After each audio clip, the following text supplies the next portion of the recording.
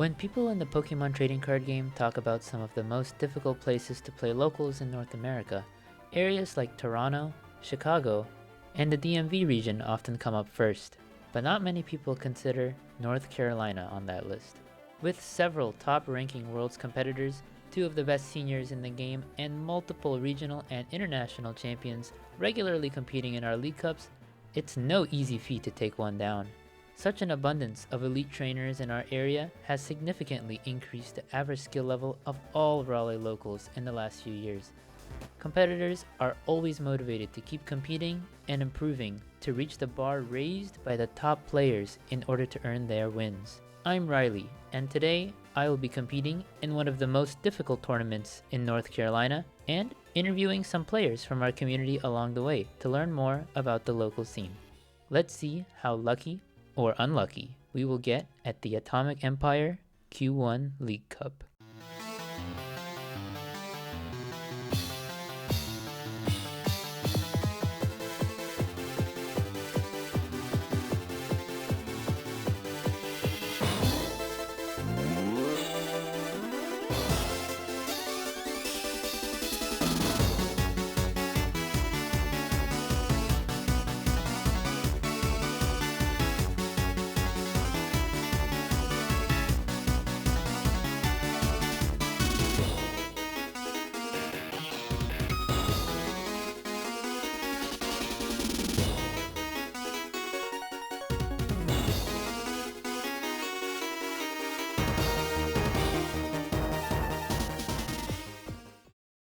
Alright, today we are going to Atomic Empire for the first League Cup of the season. Not first League Cup of the season, the first League Cup after the World Championships in Anaheim this past weekend. So this is going to be exciting. This is my 6th League Cup already in the 2026 season, so that's pretty cool. I already have a first place and a second place finish, but ideally we're going to be able to replace all those with 4 first place wins like we did last season. But yeah, we'll see what happens. It's a lot of good competition in Raleigh and a lot of good players, so that's gonna be exciting. I'm already sitting at 152 championship points this season. Off to a good start, not the best, not the worst. I could have done better at a couple of the other League Cups, so we're hoping to make that even better for this one. All right, here's the squad for today. We got me, Jeremy, and Josh in the back.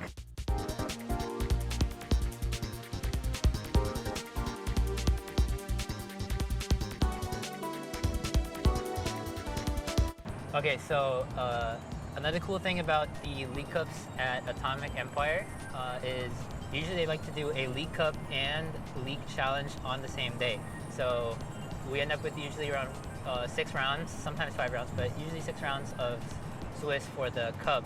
And if you don't make top 8, you can end up, you can join the challenge afterwards. It starts around like 4. So that's hype. So if one of our group ends up making top 8 and some of us doesn't, then we can stick around for the challenge while we wait for that. But ideally, all of us will be in cut. That's the plan. So shouldn't have to worry about that. For the League Cup today, I'm going to be playing Goldango EX. I've been playing this deck for a while. Obviously, one of the best decks in the format. But there's been a lot of debate whether the best way to play it is with Togekiss or the Chanseys for the mirror after the results from Worlds. I was thinking about it real hard last night, and I was like, you know what? I'm not going to play either. I'm going to play Scizor, because I really like the Scizor. I've been playing it before Worlds, and it's kind of cool. It allows you to play Iono and Counter Catcher like pretty effectively, just like Iono, Counter Catcher to KO Fez, and come back from a lot of games. I don't know, I really like it. We'll see how it goes. I'm excited. And if we don't make top cut at the Cup, I brought Charizard with me because I really like the idea of Pichu, Zapping Draw, Max Belt Knockout, so I'm pretty excited for that. We'll see. Ideally we win though.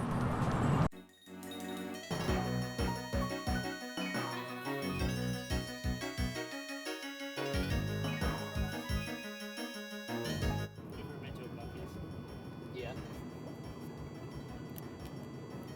We went to Buc-ee's on the way to Knoxville last year. That was hype. never been to Buggies? Then why did you ask? They went to one other way to NARC. Wait, what? I really like Sheets. Sheets is fire. You ever try that boom boom sauce? Oh, yeah. Oh, dude, the boom boom sauce?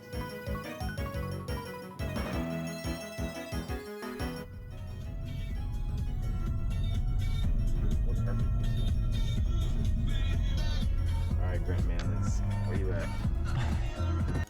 After a quick 2-hour drive from Charlotte, North Carolina to Durham, we finally make our way inside to Atomic Empire. And when they call this place Empire, they really mean it.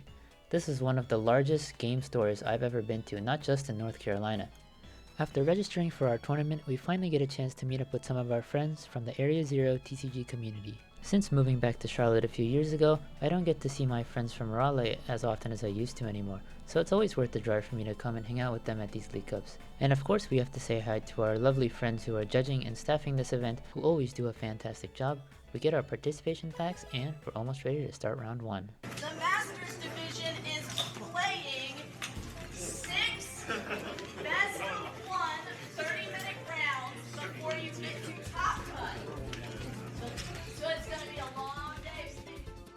Alright, so round 1 we hit a Festival Diplin Thwacky deck, which is kind of funny because it used to be a favorite matchup for Goldango, but they have Brave Bengal, Lilligant, and Black Belt's training to be able to one-hit KO my Goldango EX, which is really annoying, and also they played Legacy Energy on top of that. So I wasn't able to get a great start going because I missed Poff in turn 1. I had all my Goldangos in my hand, but I couldn't bench anything, so I wasn't able to start being aggressive. And there was just too much pressure. They had whatever card they wanted with Quick Search, basically, with the Boom Boom ability, and yeah, they're just able to put it together. So it's okay. We'll climb back, ready for round 2, make a comeback.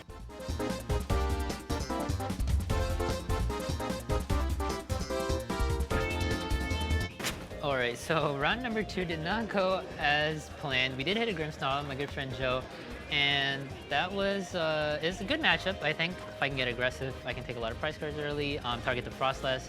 Not too terrible, but what I didn't realize is I was not price checking properly, and I didn't see that the Energy Search Pro was not in my deck.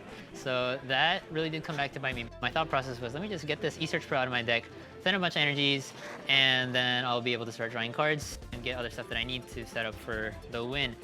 And that would have been a good plan if the Energy Search Pro was in my deck. So note to self, always check Energy Search Pro is in the deck. But yeah, there was still like a weird line that I could have used to come back, so I did make a kind of funny play.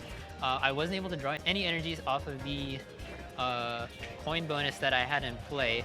So what I ended up doing was, if I could Superior Energy Retrieval away, discarding 2 energies that I had in my hand, put the Levencia in play. I had 2 lightning energies already, so I could potentially draw into more energies or counter catcher, and then I could knock out something from the bench if with the 2 energies that I would guaranteed get from the Levencia. So that was kind of the idea, but without that much draw power in play, it wasn't really gonna work out.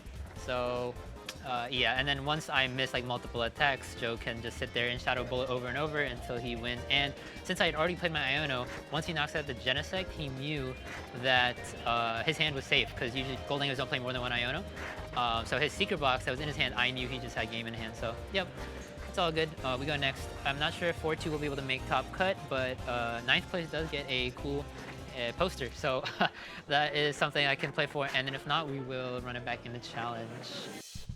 Don't worry, this whole video isn't just going to be about my League Cup and how poorly I'm doing today so far. Let's take a moment to interview our friend Garrett and see how his day's been going. Alright, so Sleddy the interview Piplup has some questions for you, but he's a bit shy, so I'm going to ask for him. Are you ready? Yeah, I'm ready. Okay, so tell us your name and how long you've been playing Pokemon. My name is James Briglia. I've been playing Pokemon for about 9 years now. Okay, that's awesome. What deck are you playing today? I am playing Gardevoir. Gardevoir, that's not a deck that you usually play. How do you feel about that? I can definitely tell my inexperience today is killing me, especially with some of the matchups that I've had. So not many people probably know you online, but you're a bit of a local legend here in Raleigh. Yeah. Can you tell us a little bit about your 2025 season and what decks you played?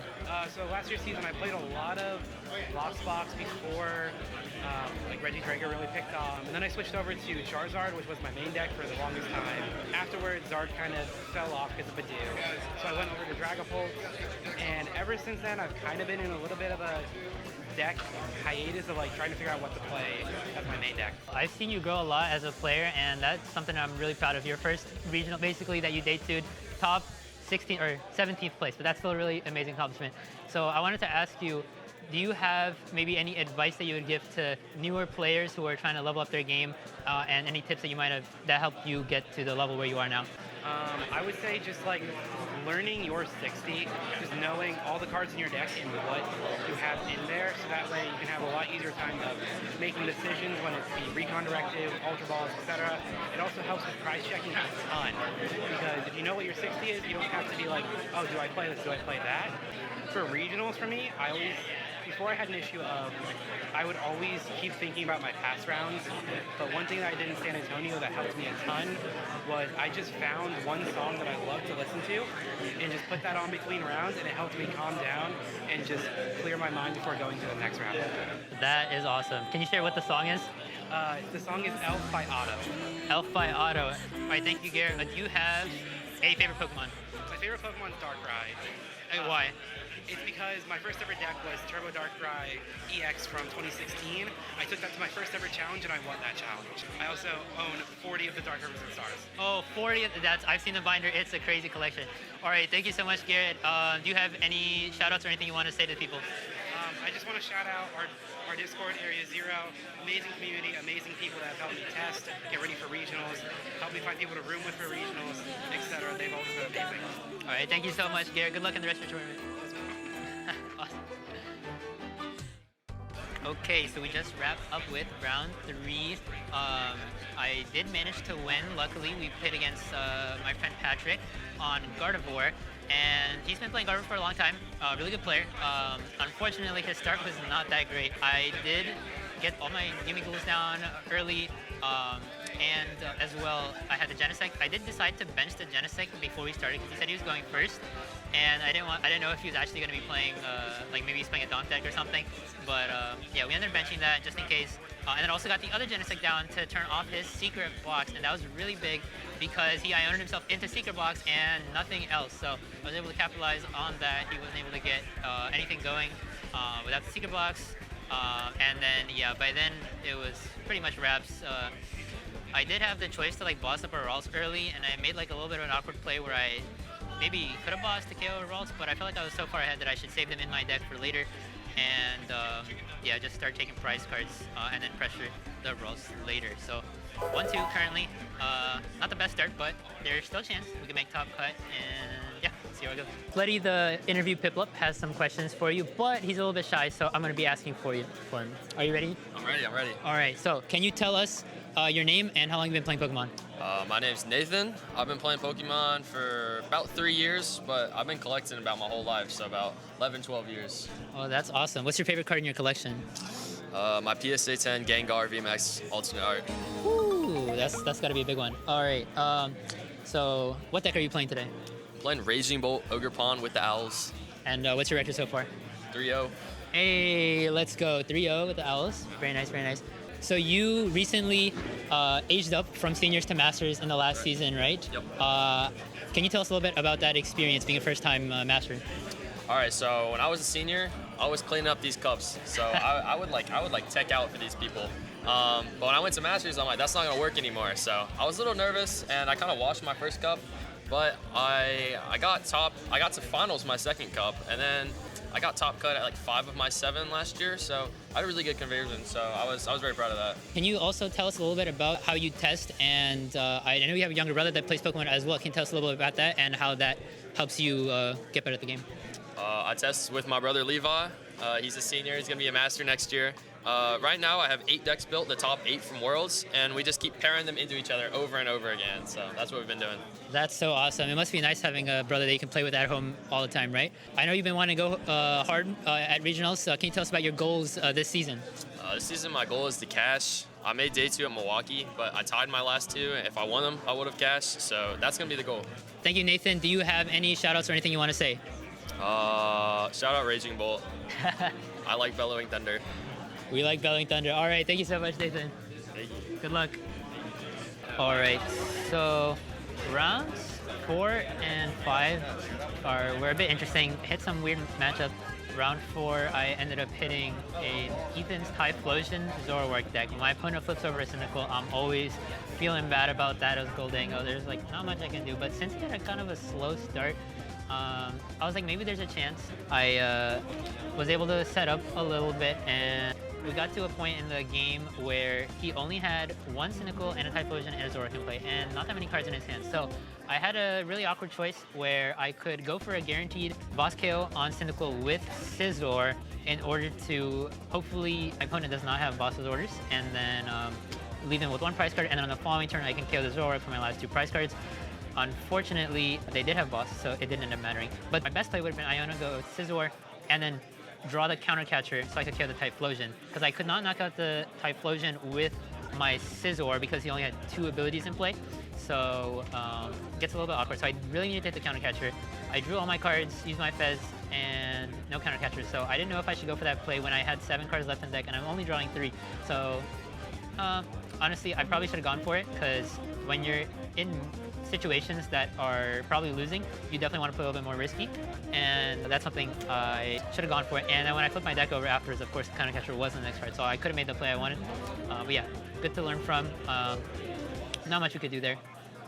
Round number 5, we end up playing against a Pokédad on Joltik box, and it's a little bit of an awkward matchup. The Scizor definitely helps. If my opponent did not bench the Latias, I definitely could have just been in a bit of a tough spot there, because he was able to Jolting charge a couple times and load up the Pikachu, and there's not really a good way for me to deal with it. However, he did bench 3 2-prize Pokemon that I could Gust and KO with my Goldangos before he was able to take enough knockouts to win the game. So currently we are sitting at 2-3. Not the best, but see if we can win the last round and then maybe do well at the challenge afterwards.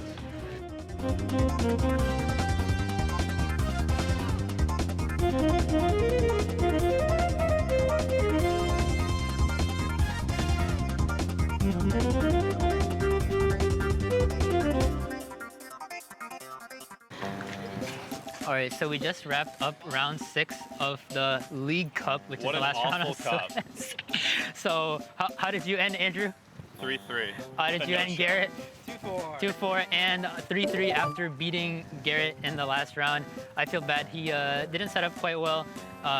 Just a couple rolls passed. I did get the Genesect down really early, so it turned off any chance of Secret Box helping him out, but I never saw a way to find it. no, we didn't even find the Secret Box, so it's all good. We're about to head to Burger King now, get some lunch, and then we're gonna be back for the challenge that starts while Top Cut is going. While our heroes go take their much needed lunch break at Burger King, let's take a moment to hear from our friend Michael during the intermission. All right, so Slutty the Piplup has some questions for you, but he's a little bit shy, so I'm gonna ask for him. Are you ready? Yes, sir. I'm ready. Can you tell us your name and how long you've been playing Pokemon? My name is Michael Hidia. I've been playing Pokemon since I was 8 as a kid. I was running Quad Blastoise back in the day, but competitively like 2.5 years-ish. Okay, nice. What deck were you playing today to the Cup? I was playing Dragapult Dusknoir to the competition. And how did that go? Not great. Not great. I mean, deck's great, but it just didn't do its thing, so. You used to be really popular on social media. You were popping off on Twitter, but I did notice you took a little bit of a break last season. Yeah. Can you let us know what your hiatus was like and how you felt not being able to play Pokemon? Yeah, so the hiatus was good. I think it came in a good time. We have a younger kid. My 7-year-old's here, Graham. You know Graham. We have a 2-year-old, and I needed some sleep. I needed to kind of hit the reset. So the hiatus was great. Made me realize how much I missed Pokemon, though. And so getting back to it, as soon as Graham said he was ready to get back, I was like, let's do this. Let's go. Yeah, that's so exciting. I can only imagine the excitement you felt when he wanted to come back in the game.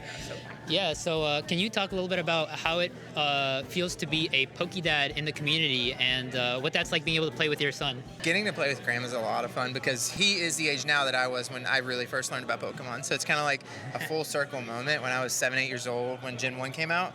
And so it's cool like to see him love it. And it's crazy to think that his first gen was Gen 9, which is wild. But and then as far as being a Pokédad in the community, it's really cool. Like I get to be a part of a community of completely different people who are all different phases of life.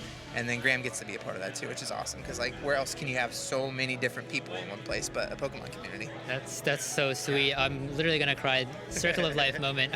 So there's a lot of Pokédads out there in the Pokemon community. Do you have any advice for other Pokédads out there, maybe with new kids or kids around Graham's age that you want to share? Absolutely. So if you're a Pokédad out there, just realize you're probably washed at this point. So just invest the time into your younger kids and let them be the ones that get to have the fun with it. Obviously, be as competitive if you want to be, and if you're washed like me, just have fun, and hopefully we can compete some more. But just really pour into your kids, and they're the future of Pokemon. No, they're not washed. They're just getting ready. There's gonna be a big Pokédad winning world soon. All right, thank you, Michael. Do you have any shout outs you want to make?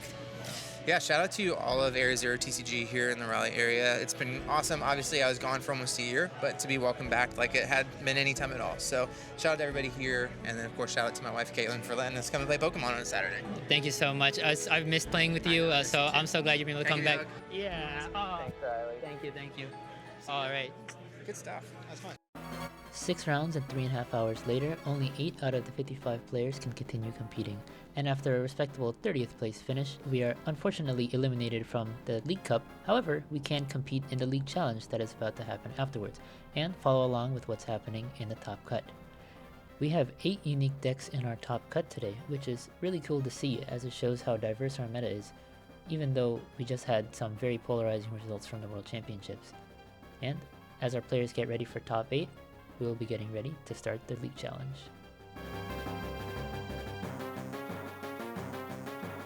Alright, so starting off in round 1 of the challenge, we played against an Iron Hands deck, and he did not have a great start actually, but my hand was even worse to start with. My hand was literally just all Pokemon, Pheasantipity, Dusknoir pieces, a Pidgey, and an Energy, and I didn't think I was going to be able to get anywhere until I top deck a Poffin.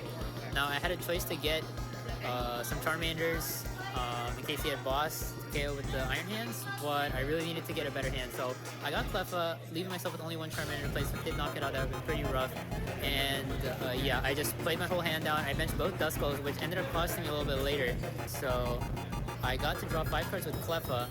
I was able to make a Pidgeot on the following turn, but he did have Boss KO Charmander, so I was already a turn behind. And when I did Rare Candy the Pidgeot, I also noticed that there was 2 Rare Candies prize out of the 3 that I played in my deck, which made it really awkward because now I could go for a Team Evo play on the next turn, get my Charmanders, but I could only bench 1 since I had double Duskulls in play. And if I used one, so the thing is I could have used 1 Duskull to try and grab one of the 2 Rare Candies on my deck. It's like 1 in 3 chance to get one after I KO the Dynamo on his bench, and I didn't end up getting it, which made it really weird. So now I could go for a Team Evo line, try and make double Charmander, but there was a Charmeleon in my hand, so I kind of messed it up a little bit. I should have Ultra Balled away the Charmeleon, then quick search for an Energy, and then Team Evo both Charmeleons. But yeah, that having a little bit of a rough day over here. I didn't get enough sleep last night, but that's all good. We'll see if we can get him in the next one. I don't think we'll be able to win the challenge, but it's a lot of fun so far, and let's see where we can go next.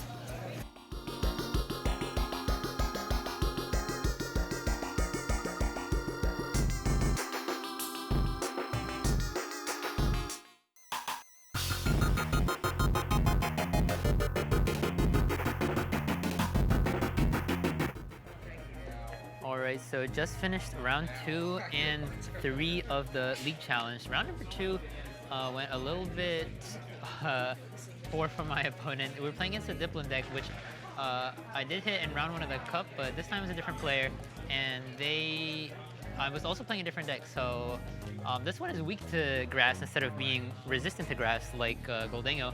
However, I have Dusknoirs, which allowed me to take advantage of their smaller board state.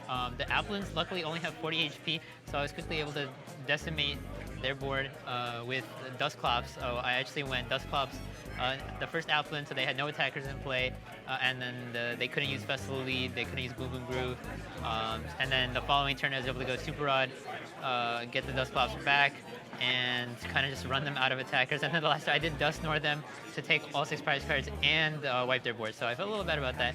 And then in round number 3, I played against a The same opponent that I played against in the cup earlier on the Joltik box deck. This time I was able to go aggressive with Maximum Belt for plus 50 damage on my Charizard to boss and knock out their Iron Hands for 230 before they were able to do anything.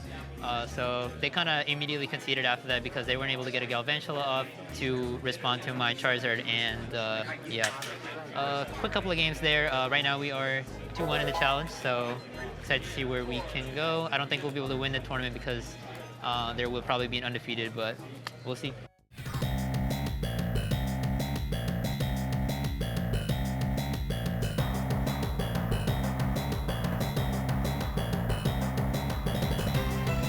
Yeah, it's just me. Mia and no, I'll be there.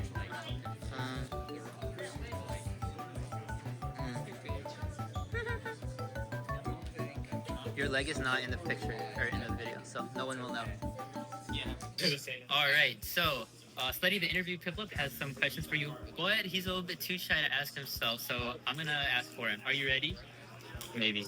Maybe. Okay. So I'm sure everyone knows who you are by this point, but can you tell us your name and how long you've been playing Pokemon? Yeah, I'm Caleb Rogerson, and I've been playing since I was in 3rd grade, so probably like 7, 8 years. First of all, I want to say big congratulations. You had such an amazing 2025 season. Multiple top 8s, top 4 finishes, 2nd place overall in North America. That's fantastic. I think you get travel award every quarter, right? I think I missed the first one, but that might have been from last season. But yeah, I got at least 2 travel awards, and then Worlds, I ended up 2nd, so yeah, pretty good. That's really amazing. So we're all super proud of you. So how do you think your season went overall? Like, I know a lot of people would look at those accomplishments and be like, wow, I wish I could do that. But I know you're always trying to be the best and trying to win. So how do you feel your season went? Yeah, I mean, I think the season went great. I mostly picked pretty good decks. I felt really good about this season about my deck choices because I picked decks that I felt comfortable with, when in the past I felt like my deck choice was a little off. I just picked decks that I felt were strong, but I wasn't as comfortable with them. Like, for example, the last season I played a decent amount of Gardevoir, but this season I kind of switched up and I played a lot of more aggressive decks like Miraidon, Terrabox, Golden Go, and I just really enjoyed that style of deck more. Do you have any kind of different approach going into the 2026 season? What are some of your goals? Well, I'm kind of starting college, and so my goal is just to kind of keep consistent and keep playing throughout that. And I'm going to still be attending a bunch of regional tournaments, and so my goal is just to stay up to date with the meta, keep playing things that I feel comfortable with, and even if the deck is not the same deck that all of my friends are feeling most favorable about, just kind of sticking with it and feeling out each and every matchup. Do you have any advice that you would give to maybe players like myself and other players who feel like they are been working really hard to get good at Pokemon and want to get to the next level of top 8ing regionals and stuff like that? Yeah, I think, of course, it takes a lot of time, but the biggest thing for me has been grinding games. Whenever I really want to learn a deck, I just play a lot of games on Pokémon TCG Live, and that kind of has helped me just become comfortable with the deck, because the more you're comfortable with the deck, the less you'll misplay, and the faster you can play, because one of the main things also that has helped my tournament runs is really limiting the amount of times I've went to time and tied. I've had very, very limited ties throughout this season other than some IDs. And I feel like that's been pretty important as well. But other than that too, if you can form a good group or work with players, and even just reaching out to players that are better than you and asking for advice helps you kind of learn from them. Yeah, you definitely helped me a lot this season as well, so I appreciate that. Also, how did your League Cup end up going today? I got 3rd place overall. 3rd place. 55 people, not too bad. I ended up losing to Grant in top 4, which was close, very close set. But I mean, I felt pretty solid about it. I got to play one of my favorite decks, Terrabox, and I just enjoyed that for sure. Okay, very awesome. Last question for you. What is your favorite Pokemon and why? Turtwig, and just because it's cute. And just because it's cute. All right, well, thank you so much, Caleb. Do you have any shout-outs or anything you want to say? Shout out to Ryan. Aww, thank you. Yay.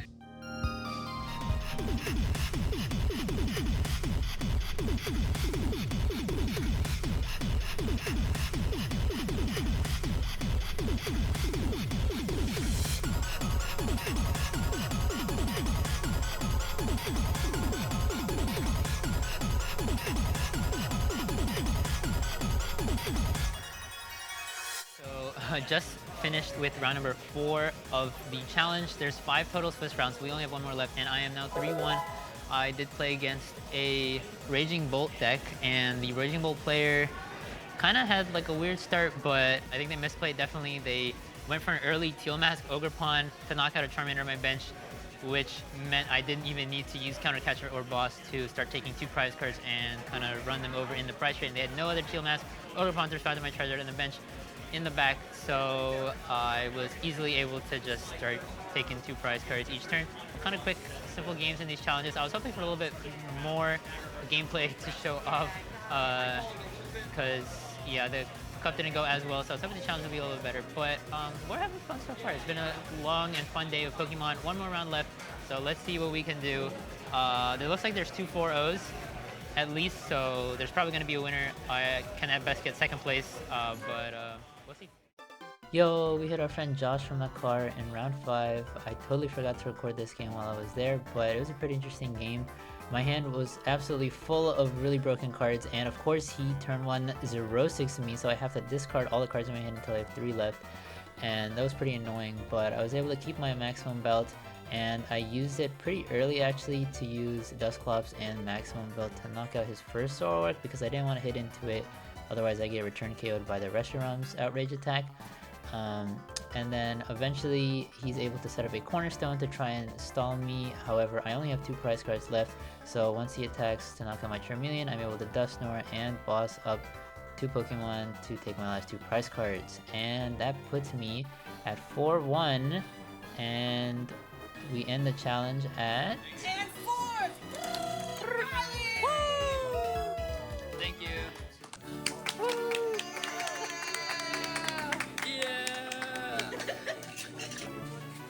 Yes. Okay. We've got. Woo! I think this is a good one. Woo! Alright. We've also got packs. And we got Oh, I get the box. Yeah, man. Is that okay? Oh, I got the big daddy Big Pikachu. I gotta sleep now. Alright, thank you very much. You're welcome. Alright, hold on. We have Grant Manley here, winner of the Atomic Empire Elite Cup right after World Championships 2025. Grant, I have studied the interview Piplup here with me. How do you feel about your first win? Good, and I'm glad it's a Piplup and not an Oshawott.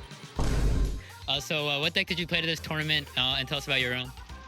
I played Gardevoir EX, and I hit 3 Phantom Rotom decks in top 8, and I had a Klefki, and it did nothing against all of them. Oh, wait, why not? Just didn't line up. First guy I got the Klefki twice, and he just had double hoot, double knocked, easy. And so, You're just the unluckiest player of all time. if Klefki's not good into a bracket of 3 Fan Rotoms, you probably just shouldn't play it in your deck. That was my lesson. Okay, so note to all Gardevoir players, do not play Klefki because it does not matter. They always have it. Can you tell us a little bit about your list besides the Klefki? Did you have any innovations? I made the World 60 3 weeks before it won Worlds. You heard it here first. Grant Manley would have won World Championships if he did not choose to play Goldango. He would have just won the tournament. Good to know. Grant, do you have any goals for the 2026 season? Just to make day 2. Bro. Okay, we have to talk about your Worlds run. Tell us what happened for the people that don't know. We don't have to talk about that one. We have to talk about that one. The unluckiest player in the world bricks 3 Goldango mirrors in a row and prizes eSearch Pro. Dude, honestly, when I saw your tweet, I was like shedding tears. Like before, like earlier in the season, when you tell me how unlucky you get, like, okay, that's classic. But at Worlds, it hits a little bit different. I feel bad for you. But yeah. Broken 62. Had the broken 62. Always has a broken 60. Okay, Grant, do you have any advice for any players who are trying to win their League Cups? How can they be as good as you? You just need to draw Candy Guardy. It's that easy. So just play Gardevoir and draw Candy Guardy. All right, just that simple. Anyways, thanks, Grant, for your time. And do you have any shout-outs or anything you want to say? Thanks to the Pokemon League Cup. Thanks to Pokemon League Cup. All right, you heard it here first. 2026 World Champion. See you guys. And with that, our long but fun-filled day of Pokemon finally comes to an end.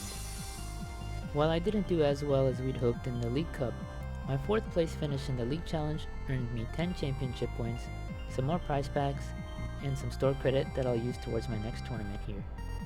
I got to enjoy some quality time with my friends, play some decent Pokemon games, and share some cool stories from the people at our locals. I cannot express enough how wonderful it is to have such an amazing local community here in Raleigh, North Carolina. While everyone is driven by competition and striving to win here, they're also super encouraging and willing to help each other get better together. After all, it's no fun when every tournament is free, right? Thank you so much to the staff at Atomic Empire for organizing such a fun event and for happily accommodating my project today. Thank you to all my friends who helped make this video possible. And finally, I want to give a big thank you to everyone in the Area Zero TCG community for being such a lovely family, cheering me on while I'm off competing at regionals, and always being a home for me even though I'm not always around anymore. I also want to thank you all for sticking around this long and letting me share part of our story.